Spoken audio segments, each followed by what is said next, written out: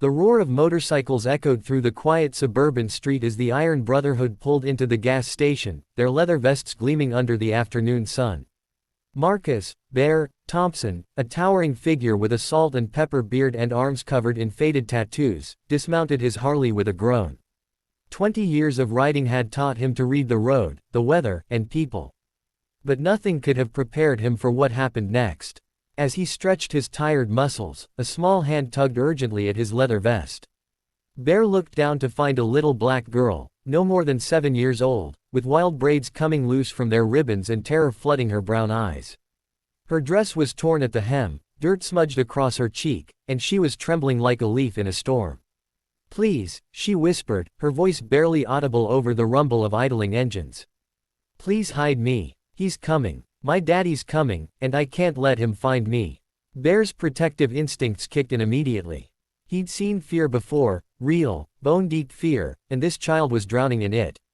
Without hesitation, he knelt down to her level, making himself less intimidating despite his imposing size. "What's your name, sweetheart?"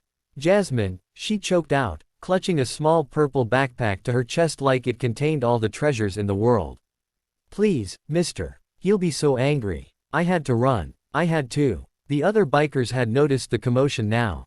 Tank, Whiskey, and Red, hardened men who'd lived rough lives but had hearts bigger than their reputations, formed a protective circle around the girl.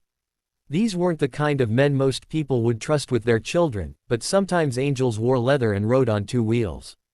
"Where's your mama?" Red asked gently, removing his sunglasses to reveal kind eyes that had seen too much suffering.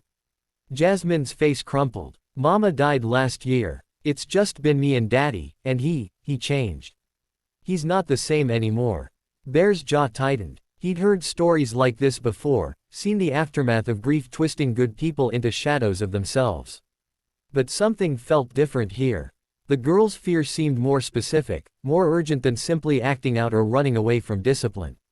"What's in the bag, Jasmine?" Bear asked softly, noticing how she gripped it tighter with every passing second. Before she could answer, a beaten-up sedan screeched into the parking lot. A man stumbled out, his eyes wild and bloodshot, scanning the area frantically. "Jasmine. Jasmine, where are you? Get out here right now."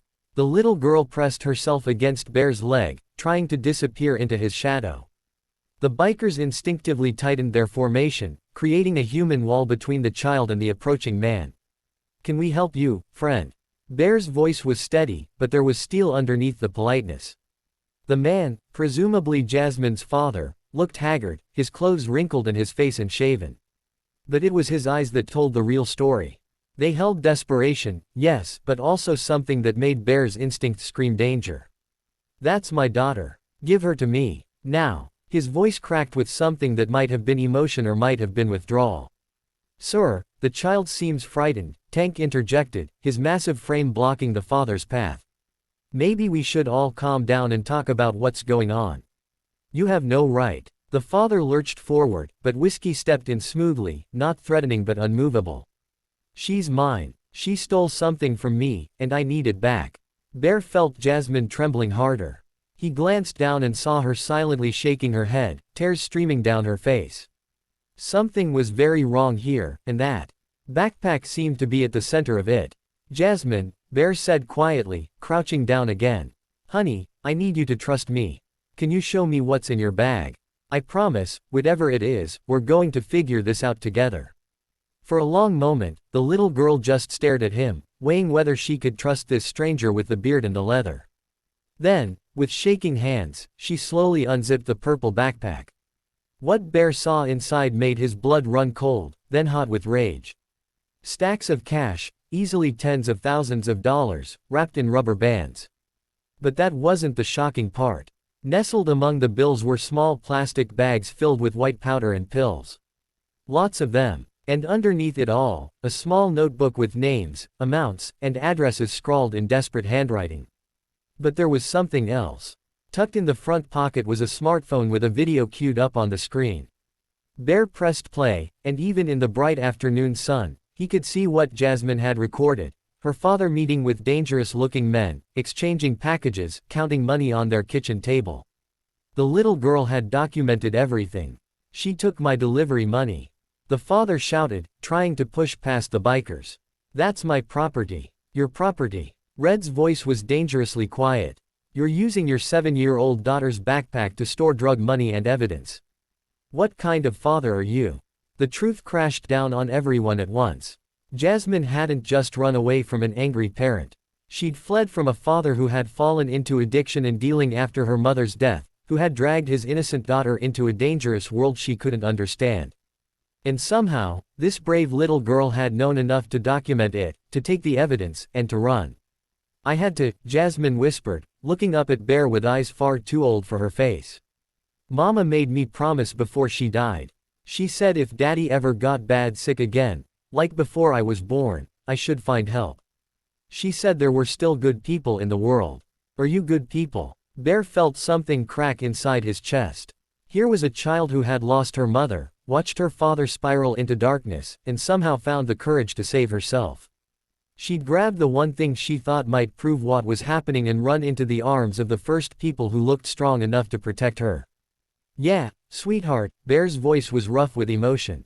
We're good people. And you're the bravest little girl I've ever met. Whiskey was already on his phone with the police, explaining the situation while keeping a careful eye on Jasmine's father, who had collapsed against his car, the fight draining out of him as reality set in. Tank had moved closer to the man, not threatening but watchful, while Red stayed protectively beside Jasmine. When the police arrived 15 minutes later, they found a scene that would become local legend: 5 hardened bikers surrounding a little girl with braids, treating her like precious cargo while her father sat handcuffed in the back of a squad car. The evidence in that purple backpack would lead to the arrest of a significant drug distribution ring, and Jasmine's video would protect her from any assumption that she'd been complicit. As the social worker prepared to take Jasmine to temporary placement, Bear knelt down one last time. You did the right thing, Jasmine. Your mama would be so proud of you. Jasmine threw her arms around his neck, squeezing tight. Thank you for hiding me. Thank you for being good people. 3 months later, Bear received a letter. Jasmine had been placed with her maternal grandmother, who'd been searching for her since learning about her son-in-law's downward spiral. She was in therapy, doing well in a new school, and slowly healing.